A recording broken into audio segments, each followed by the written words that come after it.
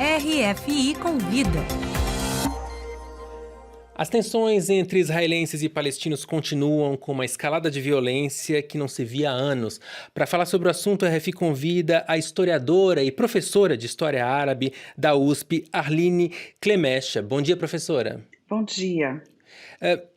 Após mais de 100 mortos em menos de uma semana, principalmente do lado palestino, a violência se intensifica nessa região. A situação é complexa nessa região do mundo já há muito tempo, mas é possível determinar o que foi o estopim dessa escalada de violência?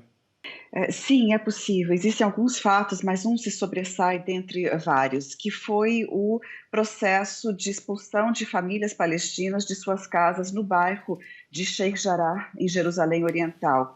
São 38 famílias que foram refugiados da Guerra de 48, ou seja, expulsos de onde hoje é Israel, e alocados nessas casas pelo governo jordaniano, que na época, na década de 50, governava Jerusalém Oriental e toda a Cisjordânia, e estabelecidos, então, desde esse momento, né, refugiados que receberam essas casas do governo jordaniano na década de 50. A partir de 72, e após a conquista israelense de Jerusalém Oriental, começou por uma iniciativa de um grupo de colonos israelenses, um processo de tentativa de expulsão desses palestinos dessa casa. Utilizam argumentos vários, argumentos de uma alegada propriedade anterior dessas terras por judeus, coisa que não está exatamente comprovada, mas que realmente foge também ao escopo do que é a realidade da situação, ou seja, a gente pode entrar em mais detalhes, mas acaba que o caso é que hoje essas famílias que estão há muito tempo nessas casas estão sendo desalojadas à força e, ao mesmo tempo, um processo na justiça correndo. Na Suprema Corte israelense haveria um julgamento essa semana que foi adiado por causa de toda a tensão,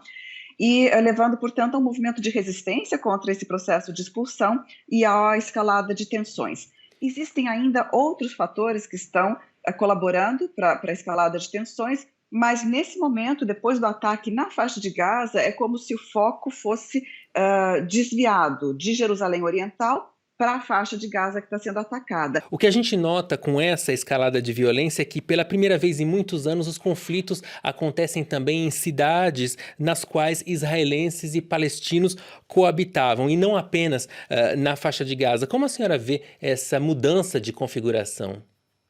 Esse é justamente o ponto que a gente vai ter que prestar atenção agora, vai indicar o rumo, né, para onde esse conflito vai se desenvolver.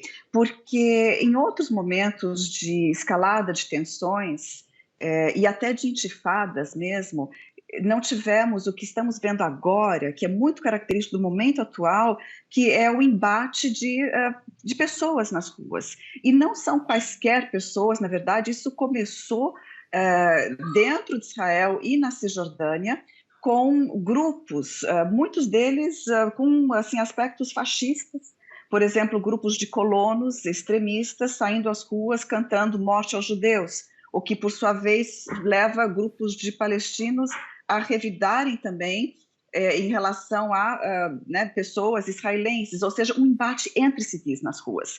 Muitos desses são grupos organizados, são grupos de colonos, mas isso acaba transbordando para a juventude, uma população em protesto, levando ao que pode significar o início realmente de um processo que, se continuar nesse curso, levaria a uma guerra civil, né? Ninguém sabe se isso pode acontecer, seria alarmante de fato, mas é o que dentro de Israel e na Cisjordânia a gente está vendo. Isso é diferente da ação do governo israelense de bombardear a faixa de Gaza, porque essa ação do governo israelense de bombardear a faixa de Gaza tem a sua agenda política, tem suas intenções, tem um histórico já de vários bombardeios que aconteceram no passado, que vem acontecendo desde que a faixa de Gaza foi cercada completamente e transformada num enclave. Mas são dois processos paralelos, e ainda com aquele estopim que eu mencionei, que vem junto com outro fato, que é o que a gente está terminando, o mês do Ramadã. É um mês em que todos os anos as tensões aumentam, porque o governo israelense proíbe, dificulta, né, impede a passagem de palestinos para rezarem no Haram al-Sharif, ou seja, na esplanada das mesquitas, levando a um descontentamento. Depois dificulta as reuniões de iftar, de quebra do jejum no final do dia.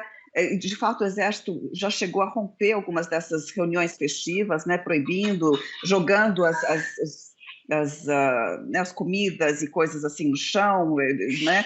Então, em ações que simplesmente levaram a toda essa escalada. E por isso que quando você perguntou de estopim, eu falei, olha, tem um estopim principal, que é Sheikh Jarrah, o processo de expulsão de famílias de suas casas. Uhum, mas tem outras Mas tem razões, vários né? elementos que estão levando a esse quadro, Uhum. exatamente.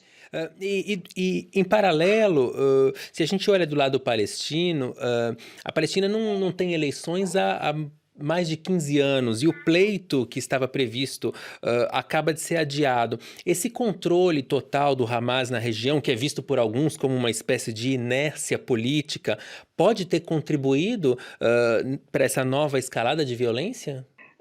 Veja, na verdade, o Hamas, ele governa a faixa de Gaza e a autoridade palestina, com seu principal partido, que é a OLP, governa a Cisjordânia.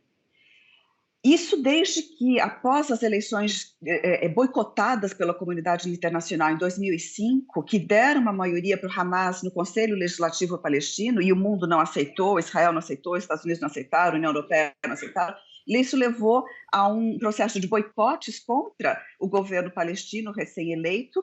Em 6 meses, acabaram os fundos e as possibilidades de pagar salários na Palestina, e há uma ruptura daquele governo em 2005 recém-eleito.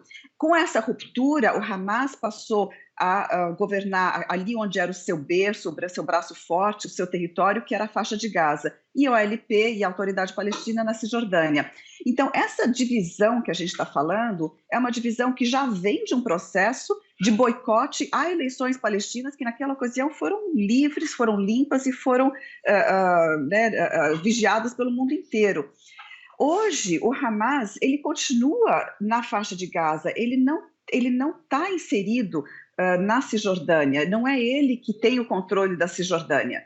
Então, na verdade, esse desvio das tensões para a faixa de Gaza é como se dissesse, olha, esse inimigo é fácil de atacar, vamos atacar a faixa de Gaza. O Hamas é considerado terrorista por vários países no mundo, por Israel, pelos Estados Unidos. É um tipo de ataque que não vai surtir a repercussão internacional que teria um ataque mais enfático na Cisjordânia com o semi-aliado, que é a Autoridade Palestina, né, do governo israelense, ou seja, esse governo com que, desde o processo de Oslo, o governo israelense lida e está acostumado a ter uma governabilidade, né? Então, o Hamas, de certa forma, a sua atuação, que é uma atuação também de realizar bravatas, de um lado, de lançar suas bombas pelo outro, acaba também sendo um inimigo fácil de atacar. Fácil porque fisicamente estão dentro desse enclave que foi criado a partir de 2005, 2006, e fácil também porque, sendo considerado terrorista, atacá-lo é aceito, né? O mundo não se move, não para esse ataque, sendo que, na verdade, a gente está vendo famílias inteiras sendo dizimadas em suas casas. Uhum. Estamos vendo edifícios inteiros caírem com todo mundo que está dentro. Foram 110, 120, não se sabe exatamente o número de mortos apenas na faixa de Gaza, fora os cerca de 6, 7 em Israel que morreram também, lamentavelmente, todas as mortes, né?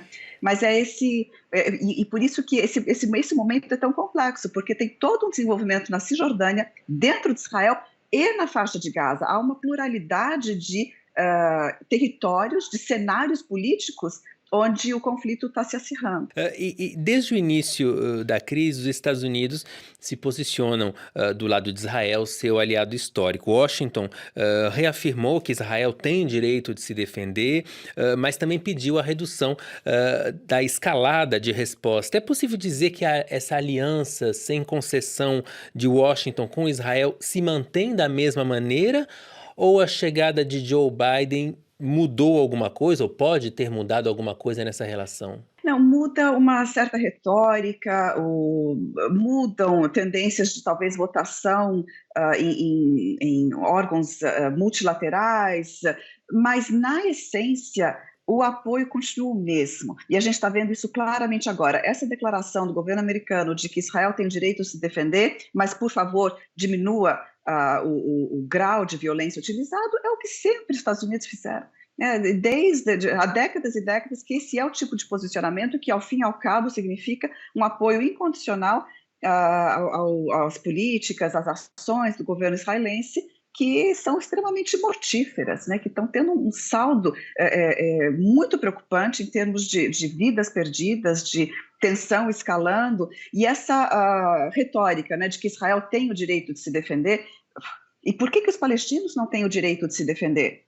Por que os palestinos não podem ser atacados sem que ninguém faça nada? Porque são taxados como terroristas. Essa é a retórica que eu estou explicando, que atacar o Hamas é fácil, sendo que atacar a Cisjordânia é um pouco mais complicado, apesar de não ser impossível, e vem acontecendo, na verdade, num nível menor. Vem acontecendo através de expulsões, que não são só em Jerusalém Oriental, são em Hebron, são em outras cidades, ou seja, um processo de, ao fim e ao cabo, limpeza étnica. A gente está falando de um processo de expulsão de pessoas de suas casas, e também de mortes, e também de assassinatos que acontecem na Cisjordânia e não são noticiados, porque se não for um número grande de assassinatos, a imprensa não dá isso como notícia, não considera notícia. E isso vem acontecendo. Então, não houve, desde 48 até hoje, não dá para ver que tenha havido um momento de paz nessa região. O que há é que existem momentos de escalada muito grande que acabam sendo considerados, né, notícia. Mas Uhum. o processo, ele é um processo contínuo e que está levando a uma gradual, paulatina, constante expulsão de palestinos de suas casas. E isso acontece à luz do dia. É disso que se trata o problema todo entre Israel e Palestina.